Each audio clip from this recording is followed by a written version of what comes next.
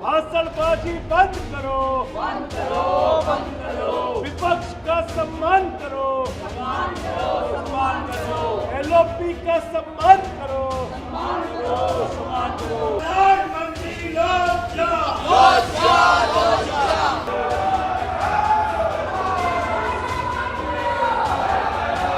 आदरणीय सभापति जी, देश देख रहा है, झूठ फैलाने वालों की सत्य सुनने की ताकत भी नहीं होती। मनुष्य का अपमान नहीं चलेगा, नहीं चलेगा, नहीं चलेगा। प्रधानमंत्री होश में आओ, होश में आओ, होश में आओ। सदन का अपमान बंद करो, बंद करो, बंद करो। सदन का अपमान बंद करो, बंद करो, बंद करो।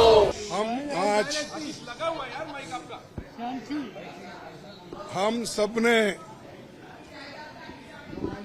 इसलिए वॉकआउट किया कि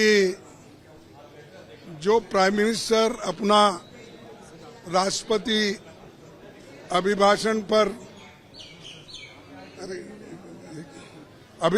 पर जो भाषण दे रहे थे, उन्होंने कुछ गलत बातें सदन को बताई, गलत झूठ, और उनकी आदत है कि झूठ बोलना, लोगों को भ्रमित करना और जो सत्य के जो विरोध में बात करना, ये उनकी आदत है। और मैंने सिर्फ उनको इतना ही पूछा कि जब वो संविधान के बारे में बोले कि आज लोग संविधान के लिए बचाने के लिए डंडोरा पीट रहे हैं, ऐसी बात उन्होंने कही, तो हमने ये कहा, देखो संविधान तो आप नहीं बनाए, संविधान के आप विरोधी थे, इसीलिए मैं वो क्लैरिफाई करना चाहता हूं कि कौन संविधान के फार थे, कौन संविधान के खिलाफ थे, किसने संविधान बनाया, किसने संविधान के खिलाफ बात किया, वो मैं उनके सामने रखना चाहता था। मैं ये रखना चाहता था कि उन्हीं के पेपर में आरएसएस के जो मुखपत्र है ऑर्गेनाइजर 30 नवंबर 1949 में अंक में संपादकीय में लिखा था, ये ऑर्गेनाइजर तो ऑथेंटिक पेपर है उनका, ये उनका ऑफिशियल पेपर है, उसमें ये लिखा गया था, भारत के इस नए संविधान की सबसे बुरी बात यह है कि इसमें भारतीय कुछ भी नहीं है। प्राचीन भारत के अद्भुत संवैधानिक विकास के बारे में इसमें कोई जिक्र ही नहीं है। आज तक मनुस्मृति में दर्ज मनु के कानून दुनिया की प्रशंसा का कारण है। ये किसने कहा? ये ऑर्गेनाइजर ने, आरएसएस ने, जनसंघ के जो लोग थे उस वक्त, उन्होंने कहा, और वे स्वयं स्फूर्ति, आज्ञाकारित और अनुरूपता पैदा करते हैं। हमारे संवैधानिक विशेषज्ञों ने ये बात निरर्थक है।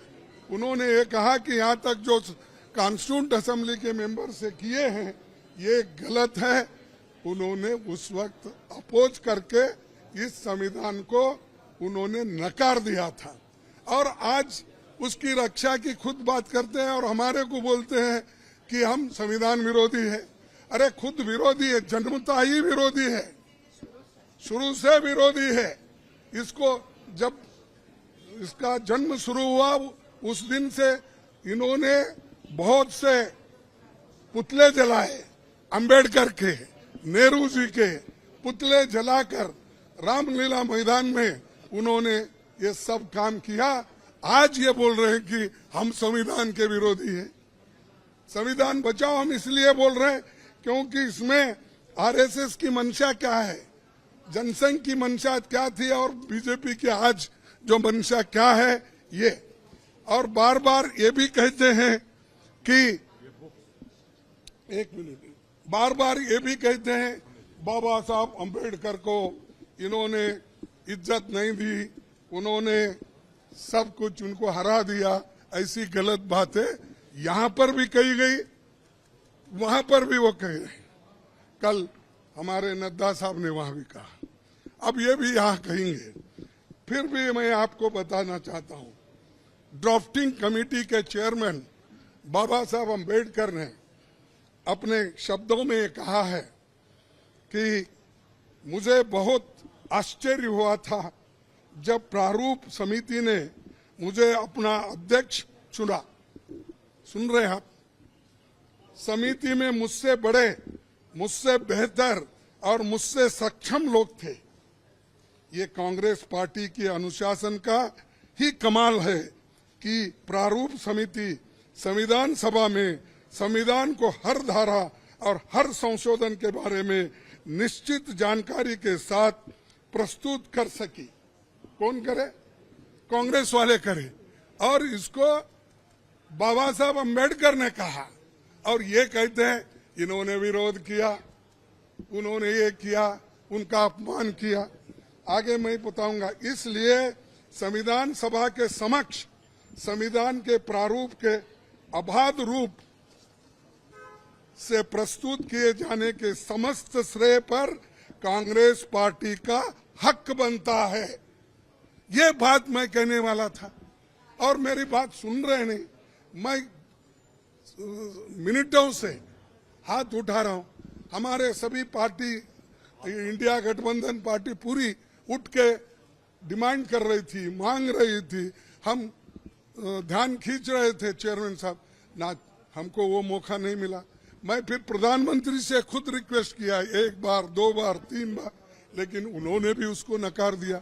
मैं जो झूठ बातें उन्होंने बोली है ये पूरे मेरे पास है। और कैसा ये लोग आज सदन में बोलते हैं, सदन के बाहर बोलते हैं, ये समझे हैं वो ही पढ़े लिखे हैं और गलत बातें बोलने में माहिर है। ये तो मैं बाबा साहब अंबेडकर का स्पीच कॉन्स्टिट्यूंट असेंबली में जो बोला वो लाया हूं, और ऑर्गेनाइजर में उनके लोग क्या बोले हैं वो भी मैं बताना चाहता था, लेकिन उन्होंने मौका नहीं दिया। और इसलिए मैं कंडम करता हूं, हम सभी लोग कंडम करते हैं, और कंडम करके हम वॉकआउट किए, क्योंकि ये हमारे बात को जब कोई महत्व ही नहीं है तो वहां बैठकर क्या सुने हम। और जब प्रधानमंत्री खुद यहां पर जब बात कर रहे थे राहुल जी, उस वक्त 2 बार उठ के उन्होंने क्लैरिफिकेशन की कोशिश की, क्लैरिफाई कर दिया। 4 मिनिस्टर क्लैरिफाई कर दिए। मैं जब बात कर रहा था तो मेरे सदन में मेरे को रोकने टोकने का इतना कोशिश की, इतने लोग बार बार उठे मिनिस्टर्स। तो आज मेरे को 1 मिनट नहीं मिल सकता था इस बात बोलने के लिए। इसीलिए हम वो सभी लोग कंडम करके वॉकआउट किए हैं। Is a constitutional force, it's a institute. उनका अधिकार है, उनकी इज्जत रखना, प्रधानमंत्री हो या सदन के प्रमुख हो, इनकी जिम्मेदारी थी। मगर आज ये सब नजरअंदाज किया, और इसीलिए पूरा पोजीशन इनके साथ है, और इसीलिए हम बाहर आए। देश इस बात को देख रहा है कि किस तरह से देश की संसद को भारत के प्रधानमंत्री और भारतीय जनता पार्टी ने अपने कब्जे में ले लिया है।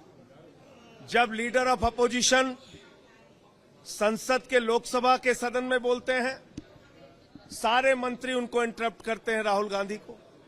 जब लीडर ऑफ अपोजिशन राज्यसभा में बोलते हैं, सारे मंत्री और सारे नेता भारतीय जनता पार्टी के खड़गे जी को डिस्टर्ब करते हैं। मैं बोल रहा था, मुझे पूरे भाषण में डिस्टर्ब किया गया। जितने वक्ताओं ने बोला अपोजिशन के, पूरी की पूरी भारतीय जनता पार्टी ने हम लोगों को डिस्टर्ब किया। लेकिन जब एक सही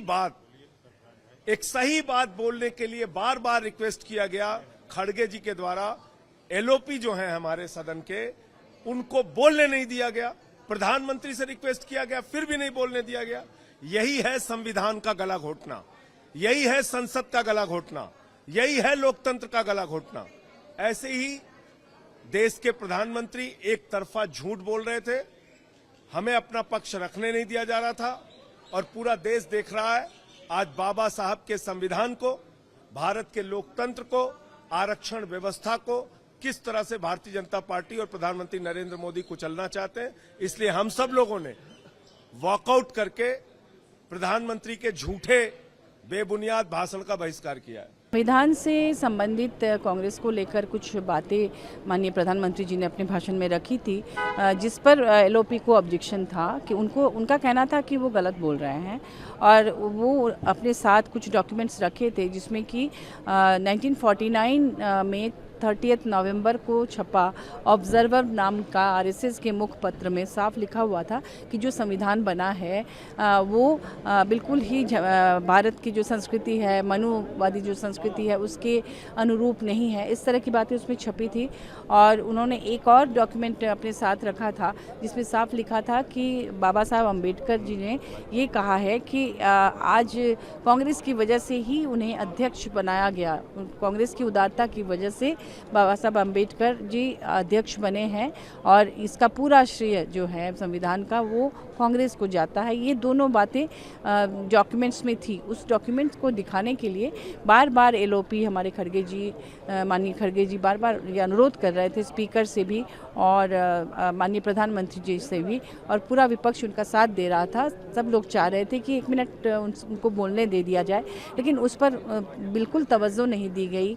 स्पीकर ने इधर देखना भी मुनासिब नहीं समझा, इस पर नाराज़ होकर वॉकआउट किया गया। और अभी सब लोग यही कह रहे थे कि जब लोकसभा में leader of opposition Rahul Gandhi ji जब भाषण देते हैं तो उनके बीच में कई मंत्रीगण उठकर अपनी बात रखते हैं, बाकी सांसद अपनी बात रखते हैं, तो उनको स्पीकर से परमिशन मिल जाता है। लेकिन यहाँ जब एलओपी कुछ कहना चाह रहे हैं तो उनको 1 मिनट या 2 मिनट का भी समय नहीं मिलता। तो इस अन्याय के खिलाफ ये वॉकआउट है, न कि संविधान के खिलाफ।